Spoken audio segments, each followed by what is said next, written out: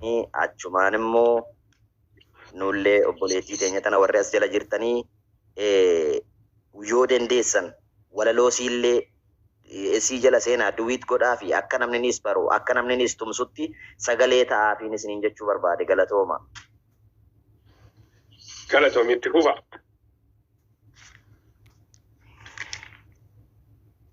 Irraanfachuu hin qabnu hogguu haa yaadannu haa wal yaadachiifnu namuu haa qaabannu waan dhaammatan qabuu gootawwan kaleessaa kana qamuu hin qabne sammuu keenya keessaa gootawwan kaleessaa warri biyyaaf dhabne kan biyyafiif kennan kennaa daaddaa hin qabne takkittii lubbuu ofii tan jijjiirraa hin qabne lubbuu deebii hin qabne sabaaf dabarsanii abdii bilisummaa dhiigaan magarsanii warri ofii du'anii qabsoo jiraachisan lammii abdachiisuun kan diina naasisan seenaa awwaalame warri boollaa baasan aadaa tuffatame warri lafaa kaasan warri bilisummaaf gatii lubbuu baasan tokkoo lamaa mitii hunda yaamneen finnu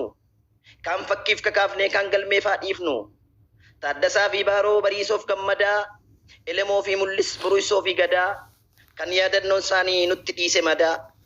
Gaaddisaaf Bareentoo Daddafaa fi Bilaal guutamaaf gammachiis boruuf guutuu caalii jaallattoota sabaa gootawwan qaqqaalii Qees Guddinaaf Jigsaa Habroof goota Bobbaas guddataa fi iddaa badhaasoof waltaasis Alii Gaaroof Baatii Hambisaa fi Dayyaas babal'achaa jirtim turreen keessanarraas babal'achaa jirtim turreen keessanarraas Magarsaa fi Baalchaa caccabsaaf waggaarii Nuraddiiniif Qorkee Murataa fi Marii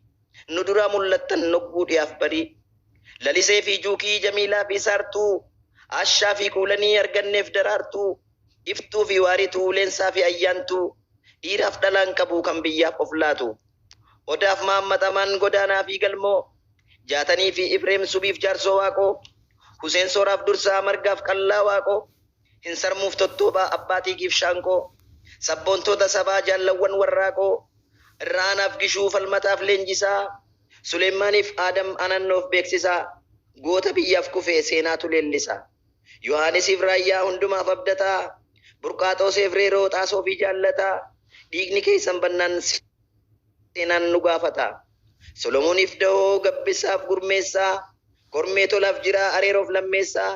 Maatiquuf Abdiisaa Turee fi Yaaddeessaa warra diinaaf summii urjii lola keessaa Kadir Boruuf Caalaa Caannee fi Milkeessaa Nadhii fi Miidhagsaa Libee fi Hurreessaa Fayyisaa fi Guulaa Aanessoo Barreessaa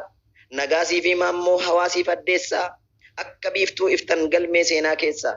Nagahoof Dhaqqabaa Daddafaa fi Bilaal Mul'ataa fi Abdii Fayyisaa fi Boonsaa qoonni isin kennitan lammii mara boonsaa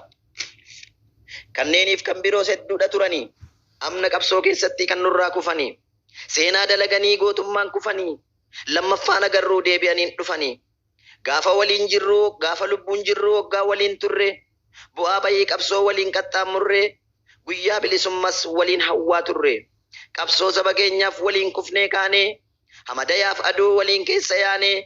ba'aa wal gargaarree dhibee wal wallaanne akka haadhaaf ilmoo toltuu walii yaanne waan hin dagatamne hedduu walii taane caayaa muka hedduu waliin jala teenye sagantaa fuulduraa hedduu lafa keenye waliin nyaanne dhugnee waliinis agabne waliin baanee buunee waliinis taphanne waliinis gammannee waliinis gaddine gaddaan du'aan gargar baanaan waliifis gaddine gaddaan liqinfamnee waan taan wallaalle aadaa du'aa taanaan qonnee walawwaalle aadaa du'aa taanaan qonnee walawwaalle yaa gootota keenya aarsaa walabummaa warraaqtoota dhugaa miciraan gootummaa abukaattoo haqaa fakkii sabboonummaa faaya galmee seenaa daawwitii tokkummaa gootowwan kaleessaa waan tokko dhaammatan hoggaa lubbuu kan nuun dirqama raawwatan qabsaa waan ni kufaa qabsoon itti fufaa wareegama qofaan bilisummaan dhufaa jaallan nuti kufnee qabsichatti fufaa bakki keenyan qaawwin warri jirtan cufaa nuun hin jalqabamne goonni biyyaaf kufuun nurraan tarkaanfadhaa qabsoon itti haa fufu bilisummaan sabaa akkas maleen dhufu jechaa wareegaman jaallan sun hundumtu eeyyeen isaan kufanillee qabsoon haqaan kuftu bilisummaa yookaan du'aa fi kakanne hoggaa murteeffannee daandicha qabanne murtii keenya guunnee eegaa nu dabarre bilisummaa caalaa lubbuun nun mararre murtichan diiginaa isinis jabaadha. Bilisummaadhaan kabajaan namummaa garbummaa didadhaa madda gaxaantummaa qabsoon saba keenyaa hanga geessu galma faajjii keenya kaasaa gumaa keenya falmaa gootowwan kaleessaa kana nu dhaammatan hoggaa lubbuu kan nuun dirqama raawwatan qoonni barattootaas yoomuun dagatamu seenaa qabsoo keessatti hogguu yaadatamu Finfinneef Hawaasaa Baahir Daariif Maqalee Amboof Dambidolloo Jimmaa fi Nageellee Adaamaaf Asallaa Haromaayaaf Ciroo Naqamtee fi Roobee Gimbiif bakkeen biroo bakka jiran hundaa qabsoof wal kaasanii gaafii saba isaanii gamtaan hangaasanii dabtaraaf qalamaan kan diina raasanii wareegama qaalii haqaaf kan baasanii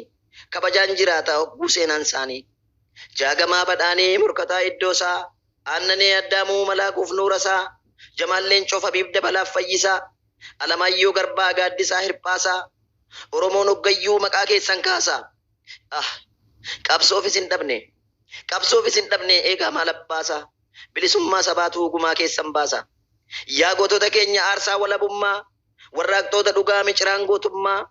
abukaattoo haqaa fakkii sabboonummaa jaallattoota biyyaa gaachina oromummaa faaya galmee seenaa daawwitii tokkummaa isinin dagatu Oromoon gonkumaa seenaan keessan boonsaan hoggayyummoo fa'u jaalallisin hortayyoomiyyuun boora'u haqamuun danda'u dhiigaan barreeffame bara baraan ta'a seenaan galmeeffame sabboontoonni Oromoo murni hawaasa adda addaa cunqursaa mormanii gammoojjii fi baddaan kan sabafiif falman lolaaf haala adda addaan ni yaadata Oromoon hunda isaanii gaddaan kan akka Adam Jiloo Alamuu Qixxeessaa Jeneraal Waaqoo Guutuu Obbo Sisaa Ibsaa ni yaadata Oromoon qabsaa'oo talmaansaa wal fakkaachaa ture hawwiin isaan hundaa tokkoomaa kan jedhu dhaamsi isaanii guddaan sirna bittaa lagaa morman hundi isaanii bilisummaa ture gaafiin hunda isaanii jannata haa kennuuf janna lubbuu isaanii jannata haa kennuuf janna lubbuu isaanii galatoomaa ulfaadhaa ulaan isiniin jedhaa akkasii obboleettii keenyaa sagalee kee jaaladheera sagaleen kee baay'ee bareeda anu sanumarraa waan nama qabatu galatoomi waanuma amma irratti raayii xiqqoo jedhaanis kan gargar nyaataman walirraa badanii nun godhiin kaa akka sangoota sadanii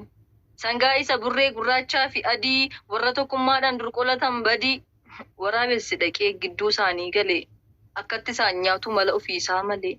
qofaatti isaa waamee gurraachaa fi burree sababa sa'adiif diinni yoo dhufillee fagootti si argee salphaatti si nyaata kanaaf sangaa adii ari'uun furmaata jedhee isaan gorsinaan gamni waraabessaa jarri sangaa adii ofirraa fageessaa qofaatti hambifnaan adiin qofaa kaate waraabessi sunis dhaqee qofaa nyaate gamni waraabessaa ammas burree dhoksee gurraachicha waamee akkas jedhee gorsee bifti sangaa burree diinatti si laata